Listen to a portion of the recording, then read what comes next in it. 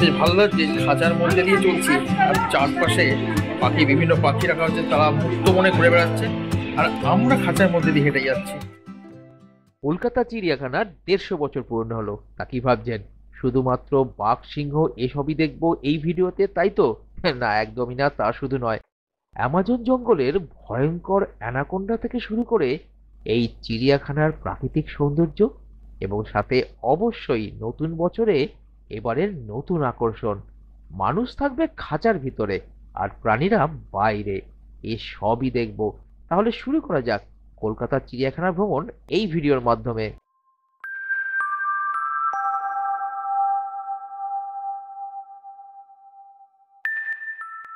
সকাল সকাল আমি, সাথে আপনাদের ম্যাডাম এবং আমার মা সকলে মিলে বেরিয়ে পড়লাম এবং পৌঁছেও গেলাম কলকাতার চিড়িয়াখানার সামনে। এবারে খুবই সুন্দরভাবে সাজানো হয়েছে এই ঐতিহাসিক চিড়িয়াখানাটিকে। যাই হোক, 50 টাকা জনপ্রতি টিকিট কেটে প্রবেশ করে গেলাম আমরা এই অপূর্ব ফ্যান্টাসি জগতে। প্রবেশ করবার সাথেই সামনে দেখতে পাওয়া গেল সেই গাছ দিয়ে তৈরি হাতি ও জিরাফের প্রতিকৃতি।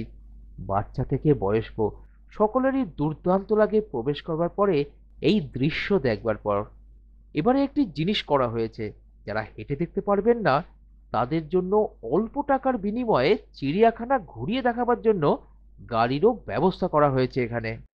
বন্ধুরা, চলে এসেছি আজকে আলিপুর চিড়িয়াখানা। এই দেখুন, আপনাদের ম্যাডাম আছে আর এই যে আপনাদের আন্টি অনেকদিন পরে বেরিয়েছে। আজকে আমরা চলে এসেছি এইখানে। কিরমভাবে আসতে হয় এটা আর বলার কিছু নেই, সবাই প্রায় জানেন। আর এইখানে টিকিট কিন্তু জনপ্রতি 50 টাকা, সে 5 বছরের ঊর্ধ্বে বাচ্চাদের লাগে। আর একটা কথা, এইখানে বৃহস্পতিবার বন্ধ থাকে, কিন্তু এখন 15ই ডিসেম্বর থেকে জানুয়ারি মাস অবধি সম্পূর্ণ প্রতিদিন খোলা থাকবে। তা সেটা দেখে একবার আসবেন। চলুন ভালো করে এখানে দেখে নিই। এখন এখানে একটা ব্যাপার আছে, এই যে দেখছেন এখানে এই গাড়িরও ব্যবস্থা আছে। যারা মনে করুন যে হেঁটে দেখতে পারবেন না, তারা এই গাড়ি থেকে আপনারা দেখতে পারবেন। কী কী ব্যবস্থা সবই তো এখানে আছে, চলে আসুন। এই চিড়িয়াখানার কোথায় কি আছে তা দেখবার জন্য এবং সেটা জানাতেই একটি বড় ম্যাপও আছে এখানে, সেটিকে ভালো করে দেখে নেবেন এবং আপনার থেকে কত দূরে কি কি প্রাণীকে রাখা হয়েছে সেটাও ভালোভাবে দেখিয়ে দেওয়া হয়েছে এই চিড়িয়াখানাতে। তা ঠিক করলাম আগে আমরা হাতি এবং বাঘ সিংহ দেখব। সেই মতো চিড়িয়াখানাতে প্রবেশ করবার পরেই যে রাস্তাটি ডান দিকে এগিয়ে যাচ্ছে সেই দিকেই এবারে আমরা এগিয়ে চললাম। প্রথমে দেখি পাখিগুলোর সামনে এসছি, তারপর একটু বাঘ, সিংহ, হাতি এগুলো তো দেখবো, আপনাদেরকেও দেখাবো। চলুন আস্তে আস্তে দেখা যাক। এই ছোটোবেলায় এসছিলাম, এখন তো চিড়িয়াখানা বা 150 বছর হলো, অনেক কিছু পাল্টে গেছে, আরও সুন্দর করা হচ্ছে, নতুনত্ব ব্যাপার একটা আনা হয়েছে। চলুন আস্তে আস্তে সব দেখে নেওয়া যাক।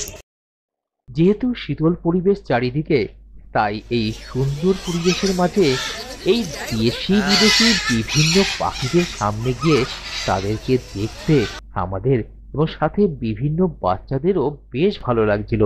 ঠিক তেমনি পাখিদের ব্যবহার দেখে মনে হলো তারাও যেন খুব আনন্দ পাচ্ছে আমাদেরকে দেখতে পেয়ে।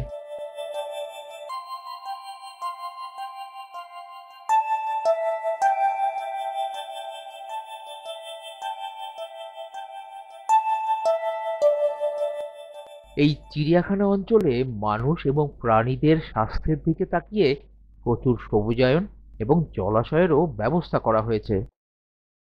বন্ধুরা, এই যে পেছনে দেখছেন এবারকার কিন্তু নতুন আকর্ষণ। সেটা কি না, আমরা খাঁচার ভেতর থাকবো আর এই পাখিরা খাঁচার বাইরে, মানে আমরা খাঁচার ভেতর দিয়ে যাবো আর পাখিদের দেখবো, তারা খাঁচার বাইরে রয়েছে, তারা আমাদেরকে দেখবে, আমরা দেখবো কিনা জানি না। ঠিক আছে, দেখি।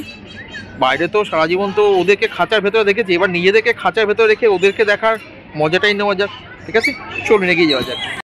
মুক্ত অঞ্চল মানে কিন্তু সম্পূর্ণ মুক্ত অঞ্চল নয়, কাঁচের তৈরি চলবার পথ একটি বানানো হয়েছে এবং কাঁচের দেওয়াল যা দিয়ে বিভিন্ন পাখিদেরকে দেখাও যাচ্ছে।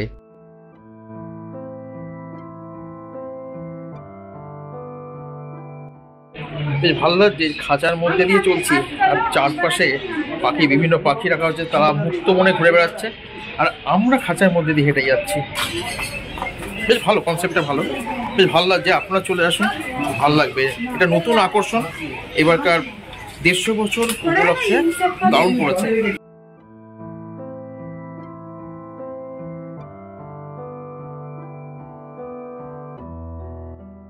একটির পর একটি বিভিন্ন প্রজাতির পাখিদেরকে এই বাইরের মুক্ত অঞ্চলে দেখছিলাম। সত্যি দারুণ লাগছিল।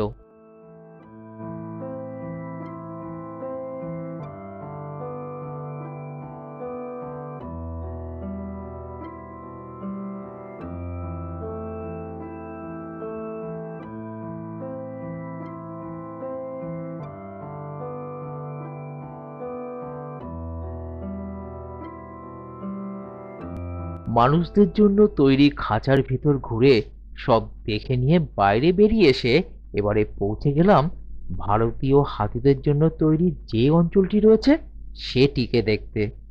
ছোটবেলাতেই দেখেছিলাম ফাঁকা থাকতো, তা এখন আর একদমই নেই। প্রচুর নেট দিয়ে ঘিরে দেওয়া হয়েছে।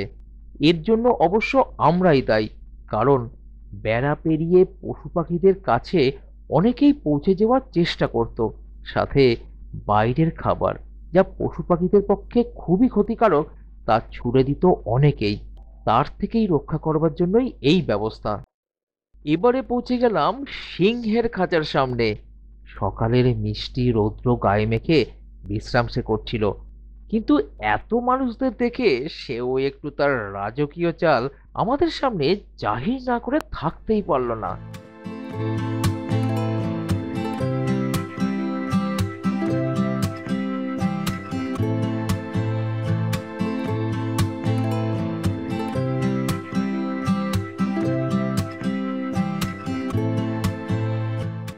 আস্তে আস্তে সকালের কুয়াশা সরে গিয়ে প্রকৃতি যেন আরো সুন্দর হয়ে উঠল, আর তারই সাথে সকালের মিষ্টি রোদের মাঝে ঘুরে বেড়াতে থাকলাম এখানে।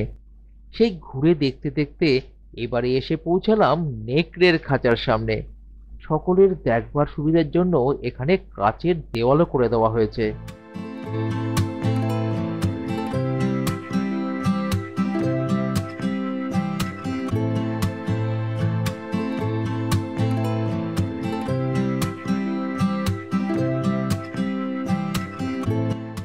এবারে এসে পৌঁছালাম আমরা হায়না দেখতে।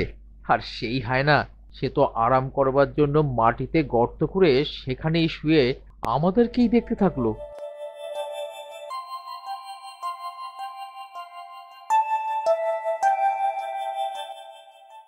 শুনে দেখছেন এইখানে কাচের ঘর থেকে বাঘকে দেখা যায়। দেখি এখন বাঘ যদি শুয়ে না থাকে তাহলে সামনে দিয়ে বাঘকে হেঁটে দেওয়া যাবে। আমার পুরোনো ভিডিওতে আপনারা দেখেছেন। এখন এই 2025 আসছে 2025-এ এসব নতুন নতুন করে সাজানো হয়েছে। দেখা যাক আরো সামনে গিয়ে বাঘ এখন হাঁটছে কিনা, সেটা এখন দেখার বিষয়। ঠিক আছে, চলুন। এখানেও বাচ্চাদের সেই বাঘ মামা তার রাজকীয় চাল দেখিয়ে কাচের দেওয়ালের পাশ দিয়ে হেঁটে যেতে যেতে সবাইকে ভয় দেখাবার একটা চেষ্টা করে গেল। বেশ ভালোই লাগছিল সেই দৃশ্যটি।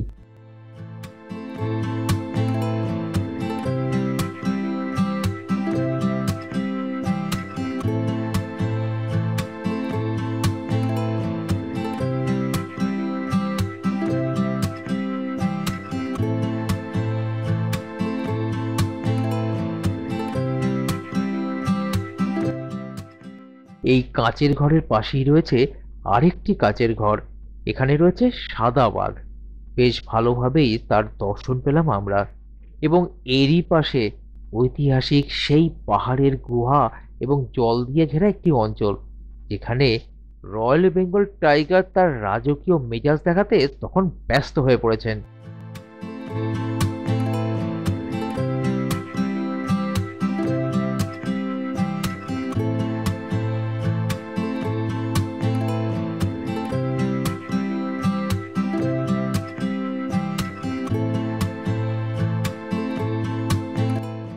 এবারে পৌঁছে গেলাম আমরা জাগুয়ারের কাচের খাঁচার সামনে। সেও কিন্তু আমাদেরকে দেখবার জন্য বেশ উৎসুক, সেটা অবশ্যই বোঝা গেল।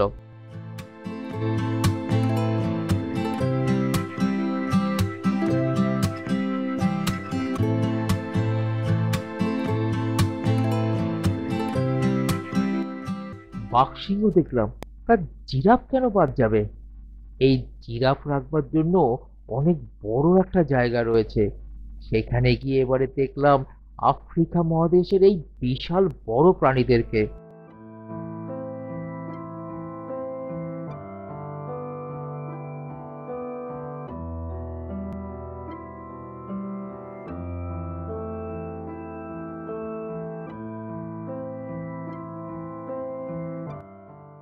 1876 সালের 1 জানুয়ারি জাঁকজমকপূর্ণ অনুষ্ঠানের মাধ্যমে চিড়িয়াখানা উদ্বোধন করতে এসেছিলেন স্বয়ং ইংল্যান্ডের রাজা প্রিন্স অফ ওয়েলস 7ম এডওয়ার্ড। তার স্মৃতির উদ্দেশ্যে একটি স্মৃতিস্তম্ভ এখানে রয়েছে। 150 বছর পেরিয়ে গেল, সেই চিড়িয়াখানা এখন অনেক আধুনিক।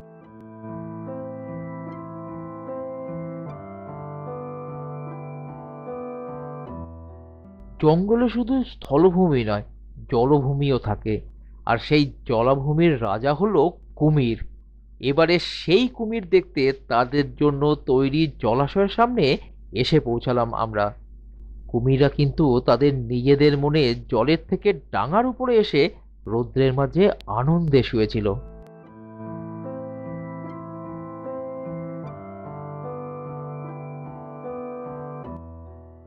কুমির দেখলাম, এবার কুমিরের সামনে গেছে কি আছে না, রেপটাইল ঘর, মানে সাপেদের ঘর আছে। এবার সেই সাপ দেখতে আমরা এখন ঢুকবো, দেখি কতগুলো সাপ আছে এখানে। ঠিক আছে, চলুন আপনাদের আন্টি আর আপনাদের বৌদিকে নিয়ে আমি এবার সাপের ঘরের দিকে যাবো। ভারতে কত রকমের সাপ পাওয়া যায় সে সকল জানতে হলে এখানে আপনাদের প্রবেশ করে দেখতে হবে। এখানে অনেক দেশি বিদেশি বিষধর ও নির্বিষ সাপ রাখা আছে, কিন্তু তার মধ্যে ভয়ঙ্কর নির্বিষ হলেও পাইথন ও আমাজন জঙ্গলের ত্রাস হলুদ অ্যানাকোন্ডা সবার নজর কাটছিল। সেটাই তুলে ধরছি এবারে আপনাদের সামনে।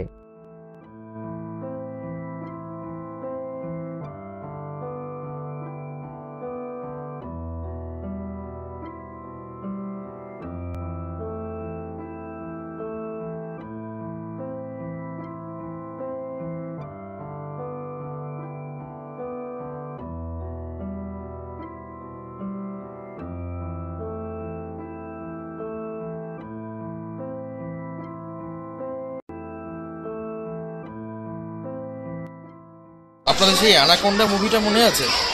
সেই গ্রিন অ্যানাকোন্ডা এইখানে রাখা আছে, দেখা যাক যে দেখতে পাওয়া যায় কিনা। ঠিক আছে, চলুন তাহলে আমরা গিয়ে দেখে নিই গ্রিন অ্যানাকোন্ডা। হ্যাঁ, দেখা পেলাম আমরা সেই ভয়ঙ্কর অথচ খুবই সুন্দর দেখতে সেই প্রাণীটিকে, আর আমরা যা দেখেছিলাম তা তুলেও ধরলাম আপনাদেরই সামনে।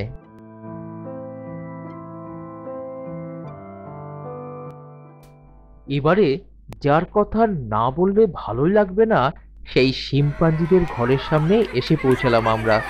জাল দিয়ে নয়, পুরো কাঁচের করে দেওয়া হয়েছে এই জায়গাটিকে, যাতে আপনারা ভালো করে দেখতে পারেন।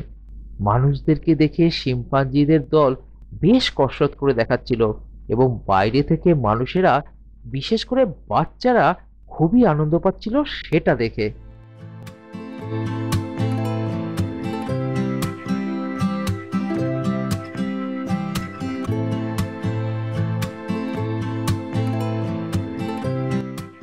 এরপরে একে একে জেব্রা, গন্ডার এবং রিংটেল লেমুর আমরা দেখে নিয়েছিলাম।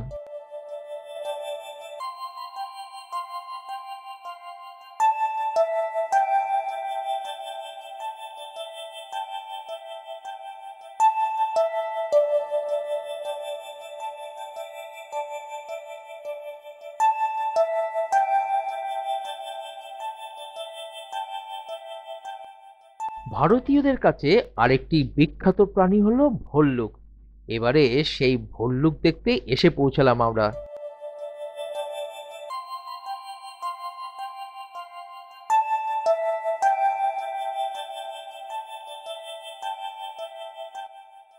বাঘ, সিংহ, ভল্লুক এই ভয়ানক প্রাণী শুধু নয়, জঙ্গলে খুবই সুন্দর আরেকটি প্রাণী হরিণও থাকে।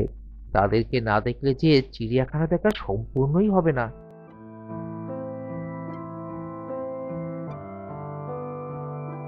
যত বছর এই চিড়িয়াখানার বয়স, তারও বেশি বয়সী এই প্রাচীন কচ্ছপ প্রাণীটি এখনো কলকাতা চিড়িয়াখানার শোভা বাড়িয়ে আজও মানুষদেরকে আনন্দ দিয়ে যাচ্ছে। অস্ট্রেলিয়া মহাদেশ বললেই যে প্রাণীটি আপনাদের প্রথমেই মনে আসে, সেই ক্যাঙ্গারু এখন আপনাদের সামনে। সত্যি দারুণ লাগলো এদেরকে দেখে। এবারে ভারতের জাতীয় পাখি ময়ূর, সাথে কালো হাঁস এবং বিভিন্ন বক ও দামি হাঁস দেখতে এগিয়ে চললাম আমরা। এখানে একটি জলাশয়কে ঘিরে বিশাল বড় পাখিদের খাঁচাও আছে, সেখানেই রয়েছে দেশ বিদেশের বিভিন্ন হাঁস ও বক পাখি। চলুন তাদেরকেও এবারে ভালো করে দেখে নেওয়া যাক।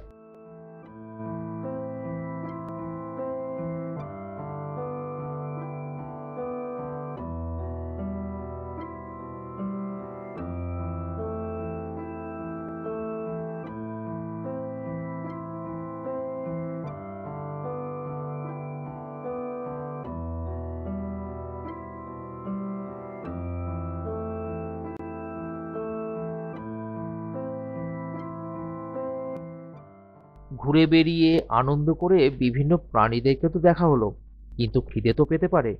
তার জন্য এখানে বিভিন্ন খাবারের জায়গা রয়েছে। আরো একটি কথা, চাইলে বাড়ি থেকে খাবার বানিয়েও আনতে পারেন আপনারা। এখন কিছু কথা আমরা আপনাদেরকে বলতে চাই।